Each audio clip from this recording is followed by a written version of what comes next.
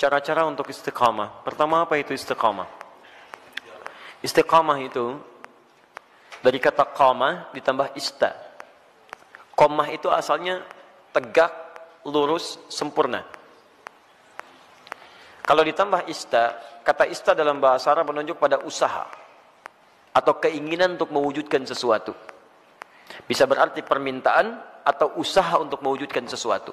Misal, kalau wujudnya permintaan, antum pernah dengar kalimat istighfar? Istighfar itu dari kata ghafara, artinya ampunan. Al-ghufru. Ditambah ista jadi istaghfara, minta ampunan. Sifatnya disebut dengan istighfar. Maka ista di sini fungsinya untuk memohon, meminta. Ada yang sifatnya usaha. Usaha untuk mewujudkan sesuatu. Misal, ta'ah, ketaatan. Ta'atun, bentuknya bisa ibadah. Haji bagian dari taat. Salat bagian dari taat.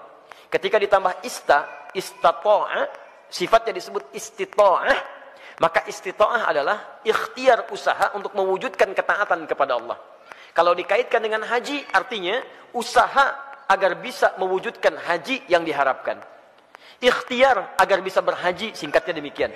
Maka disebut dengan istita'ah. Ketika Allah misalnya sampaikan man istata'a ilaihi sabila, haji itu disebutkan istata'a. Ingat, terjemahan yang paling tepat bukan diterjemahkan dengan mampu, tapi berusaha untuk mampu. Kalau diterjemahkan dengan mampu berarti terbatas pada kalangan tertentu. Tapi kalau berusaha untuk mampu, artinya setiap kita punya peluang untuk mewujudkannya. Tergantung mau usaha atau tidak, itu poinnya. Hati-hati dalam menerjemahkan sesuatu ya. Kadang-kadang setiap huruf bahkan harakat itu bisa memberikan makna tersendiri. Ya, antum simpulkan, saya belum istita'ah, kenapa? Belum ada harta. Betapa banyak orang kaya yang belum bisa berhaji. Dan tidak sedikit orang-orang yang dipandang tidak mampu dengan hartanya, justru dia berangkat dalam haji. Itu luar biasa. Jadi ketika antum mau mewujudkan haji atau ibadah dengan baik, tambahkan ista, iringi dengan ikhtiar untuk mewujudkannya. Seorang gadis cilik namanya Naura pernah menulis surat kepada kami. Ya, dan saya menangis membaca itu dalam kamar hotel. Dan saya mendoakan kepada Allah supaya diwujudkan cita-citanya. Ustaz Adi, saya Naura, kelas 4 SD, baru hafal 4 juz ya Ustaz Adi. Mohon doakan saya agar bisa menjadi penghafal Quran. Saya ingin jadi hafid, ingin memberikan mahkota di kepala orang tua saya. Mohon doakan Ustaz Adi, semoga saya sekeluarga bisa umrah bersama Ustaz, haji ke Baitullah. Masya Allah. Saya diam, saya menangis. Dan saya bermohon kepada Allah agar menerima bagian dari doa dinda itu. Anak kecil polos menulis dengan guratan tangannya. Tum tahu apa yang terjadi? Dia cuma menuliskan kalimat, tapi kalimatnya sampai menggetarkan arsy. Saya baru tahu kemudian sehari sebelum ini, sebelum hari ini, hari Rabu kemarin. Kalau doanya sudah dijawab oleh Allah jauh sebelumnya. Dari mana doanya? Dialihkan lewat yang lain supaya ada sinergi dalam kebaikan. Syekh Ali Jabir yang pertama merespon itu. Awalnya saya ingin berangkatkan kemudian di bulan November, tapi Allah menginginkan lebih cepat dia berangkat. Kami akan berangkat umrah bulan November, tapi Allah menginginkan dia lebih cepat berangkat karena tangisannya, karena doanya, karena harapannya.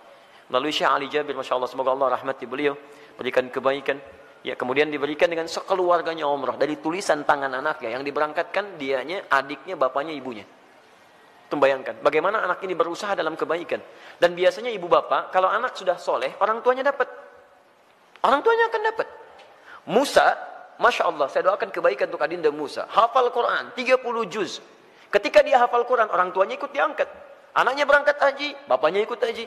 Anaknya berangkat ke Jeddah, bapaknya ikut ke Jeddah. Semua orang tuanya. Dan yang dicari biasanya orang tuanya. Silahkan cek. Bukan berapa hartanya, bukan macam-macamnya. Ketika ada anak orang baik, antum akan tanyakan siapa orang tuanya. Silahkan cek. Makanya dalam ilmu hadis, ketika ada hadis diriwayatkan oleh seorang anak, maka nama anak akan dihilangkan, tapi dilekatkan pada bapaknya. Abdullah bin Abbas, nama aslinya Abdullah, bapaknya Abbas. Ketika ada hadis riwayat Abdullah bin Abbas, kalimat Abdullahnya dibuang. Disingkat jadi Ibnu Abbas, anaknya Abbas. Ingin menunjukkan karena Abdullah jadi baik karena peran bapaknya. Abdullah bin Umar, anaknya Umar, disebut Ibnu Umar. Silakan. Abdullah bin Amr bin As, dihilangkan Abdullahnya disingkat Ibnu Amr bin As. Kenapa? Ingin menunjukkan bahwa ada peran orang tua di dalamnya. Jadi kalau antum ingin anaknya soleh, orang tuanya soleh duluan. Soleh duluan. Dalam bentuk sikap ya, bukan bentuk nama. Ustaz, nama saya soleh, istri saya solihah. Kenapa anak saya belum begitu? Antum belum diwujudkan dalam bentuk ikhtiar. Itu masalahnya. Jelas ya? Di teman-teman, ayo masukkan nilainya ke situ, hadirkan ke situ, ikhtiar kita, dan insya Allah ada kebaikan di dalamnya. Yang paling menarik sekarang istiqamah. Istiqamah dari kata qamah. Qamah itu tegak, lurus, sempurna. Kalau semua ibadah diawali dengan kata qamah, itu artinya ibadah itu ditunaikan dengan sempurna. Turunannya aqama yuqimu iqamah. Iqamatun selalu disingkat dengan qamah, yang nyingkat orang Indonesia. Semua kalimat salat dibuka dengan kata iqamah yang menunjuk pada ibadah. Alladzina yuqimunas shalah wa aqimus shalah, aqimis shalah. Rata-rata dibuka dengan demikian. Lihat baik-baik. Kalau antum ingin menunaikan ibadah dengan sempurna, kan tidak langsung sempurna seketika. Apakah ketika Anda tahajud, misalnya malam ini bangun jam 3, tahajud jam 3 lewat 20, karena 20 menit siap-siap. Apakah mohon maaf, malam selanjutnya akan bangun di jam yang sama? Belum tentu. Walaupun alarm dipasang dengan situasi yang sama, 2.15, 2.30, 2.45. Alarm pertama mematikan alarm kedua, alarm kedua matikan alarm ketiga, alarm ketiga masih nundutan, ya kan? Menunggu jam 3 tiba. Nih, hari pertama bisa pas jam 3, tapi hari kedua belum tentu. Ya, hari kedua sama bangun, tapi informasi lebih dahsyat sampai kepada kita. Begitu mau ngambil air wudhu, BBM bunyi, ping, setan masuk kemudian ke hati kita. Baca dulu daripada penasaran. Begitu dibaca, Masya Allah, MU melawan Manchester City. Waduh, pertemuan dua pelatih klasik antara Pep Guardiola dengan Jose Mourinho. Sekarang poinnya cuma beda 2, karena kemarin MU dia seri ya skornya, kemudian Manchester City menang, skornya cukup telak, 7-2 dia menang kemarin itu. Masya Allah. Sekarang akan pertemuan menentukan, kalau MU menang maka juara dia, poinnya 1 bedanya. Kalau Manchester City menang, poinnya beda 5. Wah, luar biasa. Terus orang ini suka bola lagi, itu yang masalah. Saya nggak pernah nonton teman-teman, tapi kalau saya katakan saya nggak nonton, buang-buang waktu, buang-buang. Tapi saya kalau ditanya, insya Allah bisa jawab. Ya, itu. Ya. Saya tahu Ancelotti dipecat, saya tahu. Ya, Ancelotti dipecat di Bayern Munchen. Ya, karena kemarin dia kalah juga, ya, 3-0 kalah di Liga Champions. Ya, kemudian langsung seketika dipecat. Nanti isunya akan digantikan oleh Jurgen Klopp. Jurgen Klopp sedang melatih Liverpool sekarang. Ya, isunya musim ini dia akan selesai dan pindah lagi ke Bayern Munchen. Dia sebelumnya di Borussia Dortmund. Borussia Dortmund itu lawannya, ya, rivalnya adalah Bayern Munchen. Saya hafal itu. Udah. Sudah sini. Tapi sekali lagi saya nggak nonton. Ini 3.20. Antum berusaha ngatasi gangguan ini, berusaha untuk konsisten sempurna sesuai waktu dan keadaannya. Berusaha tambah ista. Dengan qamah. Disatukan jadi istaqama, yastaqimu, sifatnya disebut dengan istiqamah. Jadi istiqamah itu artinya usaha untuk konsisten dalam kebaikan atau ketaatan. Usaha untuk konsisten menunaikan ketaatan.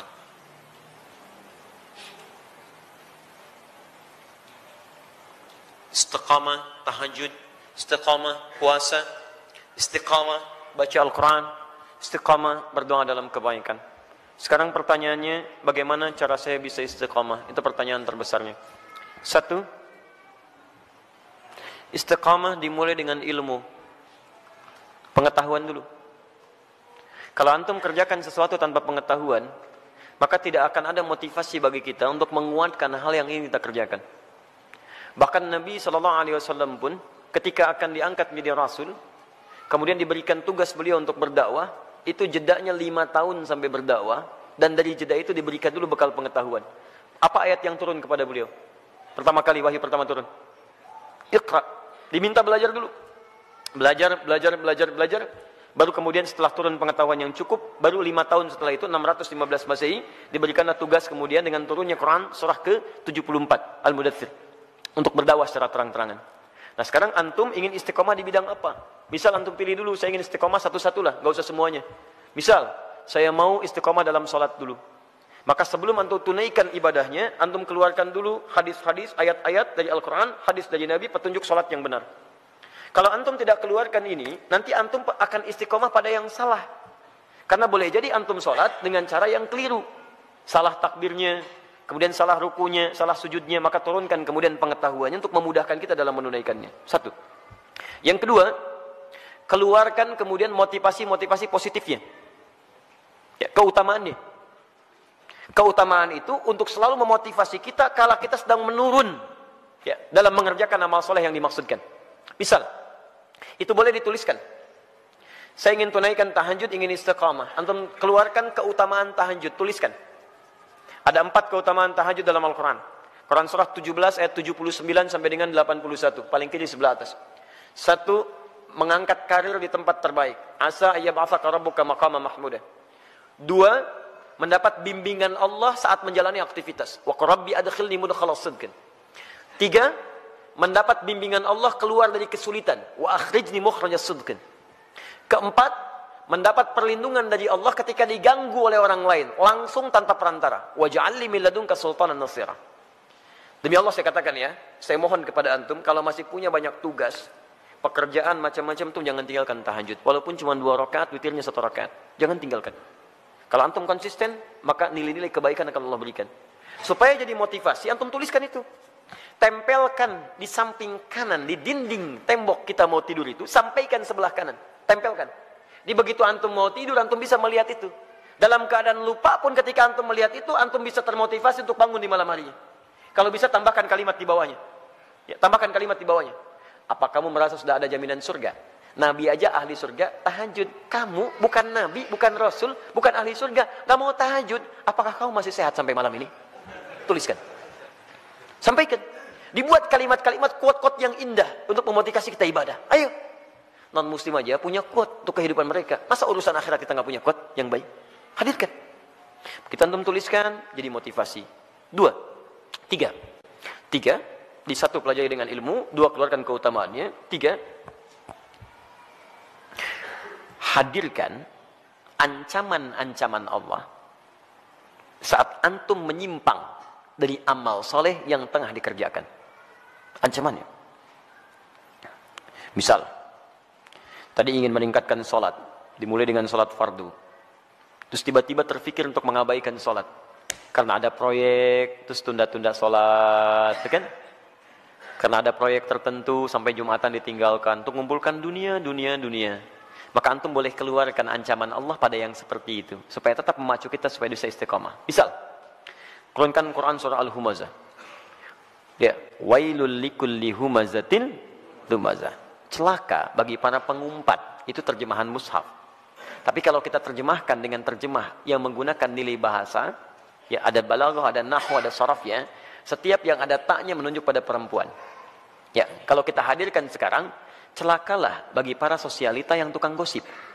Ya, perempuan-perempuan yang senang bergosip. Alladzi jama'a mala wa 'addada. Ini agak unik. Biasanya kalau tak pasangannya dengan allati, tapi ini menggunakan alladzi. Alladzi menunjuk pada laki-laki bukan perempuan. Istrinya suka gosip, laki-lakinya suaminya suka mengumpulkan harta. Di suami sibuk dalam bekerja, istrinya sibuk menggunakan harta suami untuk kumpul-kumpul cuman gosip dan sebagainya. Lihat alladzi jama'a mala wa 'addada. Yang suaminya sibuk dalam bekerja cuman ngitung-ngitung hasil aja. Keuntungan sekian, ini sekian, ini sekian. Mama, ini yang kita dapatkan begini-begini. Ya Pak, besok Mama pakai untuk pertemuannya Pak, arisan. Hidupnya cuman begitu. Berangkat ngobrolin orang begini macam-macam. Jadi habis di situ aja. Suaminya berangkat gelap, pulang gelap, berangkat lagi macam-macam. Enggak ada kenikmatan dalam kehidupannya. Lihat, yahsabu anna malahu akhlada. Dia kira harta itu bisa membuat kekal di dalam kebahagiaannya. Perhatikan, sampai sholat ditinggalkan. Jumatan diabaikan.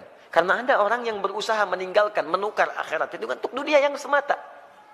Ya, Quran surah ke-62, ayat ke-11, paling kiri sebelah atas. Wa idza ra'au tijaratan aw lahwan infaddu ilaiha fatarakuka qa'imah. Kul ma 'indallahi khairum minallahi wa minat tijarah. Ada sementara orang yang ketika engkau berkhutbah Muhammad tiba-tiba maaf, dia meninggalkan engkau sendirian berkhutbah, dia kejar kemudian kafilah-kafilah dagang itu. Ayat ini turun, ini sebagai pelajaran karena dulu di awal masa Islam, awal Jumatan, Nabi sedang khutbah, tiba-tiba muncul kafilah dagang. Diskon besar, 90%, 90% lewat tuh, samping masjid. Mereka yang masih lama iman meninggalkan Nabi berkhutbah, mengejar barang dagangan itu. Lihat, selalu rumusnya begini. Kalau tidak disebutkan di Quran siapa orangnya, kapan kejadiannya, artinya kejadian itu akan berlaku umum di masa-masa selanjutnya. Dengan situasi yang berbeda. Masya Allah, antum bisnis nih, keuntungannya 10 miliar teman-teman sekalian. Tapi tanda tangannya dilakukan pas saat sholat Jumat. Pilih mana antum? Ngejar proyek 10 miliar, atau antum Jumatan dulu baru kemudian kejar proyek itu? Pilih mana? Pas tanda tangannya waktu Jumat. Yang kalau dalam ikhtiar manusia, maaf, ikut Jumat dulu lewat proyek ini. Ambil proyeknya, tertinggal Jumatnya. Pilih mana? Ikut Jumat atau ambil proyek? Dan tidak ada pilihan yang ketiga, ikut Jumat dapat 10 miliar. Nggak ada. Gak usah maksa antum, di sini saya tegas. Waktu kita terbatas. Ini yang tidak mudah. Maka bagi yang seperti ini, ada muncul ancaman Allah di dalamnya. Lihat ancamannya positif. Qul ma indallahi khairum minallahwi minat tijarah. Katakan Muhammad pada orang-orang yang masih senang dengan yang seperti itu, menukar akhirat dengan dunianya, atau hanya senda gurau aja, canda dia dengan yang seperti itu, cuma canda aja. Allah sudah siapkan ganti yang terbaik untuk dia. Apa alasan paling logisnya? Wallahu khairur razikin, saya yang tentukan rezekinya. Ayo kamu ikut ke sana, saya buat kecelakaan di jalan. Ayo kamu dapatkan itu, maut sudah menanti kamu sekarang. Jumat tidak dapat, harta nggak diperoleh. Mau apa kamu? Kalau dia mau datang dulu, saya ganti dengan yang lebih baik. Dia dapatkan proyeknya, dia dapatkan ketenangannya. Diberikan yang terbaik. Tapi kalau antum paksa tinggalkan itu, maka ayat diteruskan. Yahsabu anna malahu akhlada. Kalla layumbadanna fil hutamah. Bagi orang yang rela meninggalkan ibadahnya, hanya untuk urusan dunianya, dunia dibagi dua. Tijarah untuk bisnis, lahun untuk yang tidak bermanfaat. Ninggalin tahajud cuma untuk sekedar nonton-nonton yang tidak jelas. Ninggalin sholat hanya untuk sekedar nonton-nonton yang tidak jelas. Ada konser, ayo lewat. Isanya, maghribnya, ayo lewat. Silahkan. Beli tiket, beli ini, beli itu, ayo. Ada yang joget-joget, ada yang macam, ada yang mabuk ini itu. Dia itu lahun namanya. Dia kira akan abadi dengan keadaannya. Lihat baik-baik. Saya siapkan neraka spesial, namanya Hutamah. Wa ma adraka mal Hutamah? Tahukah engkau apa tipikal neraka spesial Hutamah itu? Narullahil muqadah. Neraka itu spesial karena akan dibuat membakar dari ujung sampai dengan kedalamannya. Lihat. Allati tattali'u 'alal afidah, sampai dengan ke otak yang paling dalam. Innaha 'alaihim mu'sadah. Kalau dia enggak berubah, dia neraka itu mengintai menunggu. Kamu cepat pulang ya, saya tunggu. Cepat pulang, saya tunggu. Fi amadim mumaddadah, dan dia tidak dibiarkan tapi terikat secara singkat. Orang yang hidupnya mau meninggalkan ibadah hanya untuk urusan dunia, maka di nerakanya nanti, di neraka gambaran singkatnya, itu akan diikat begini. Bukan dilepas. Karena nanti ada orang di neraka yang biasa itu dilepaskan. Begitu haus dia ngambil air, airnya dari timah, ambil. Mau makan, makannya dari duri. La yusminu wa la yughni min ju'. Ayo ambil dan sebagainya. Tapi yang ini enggak punya kesempatan, diikat begini. Cara membakarnya, kalau yang lain apinya langsung, kalau ini tidak.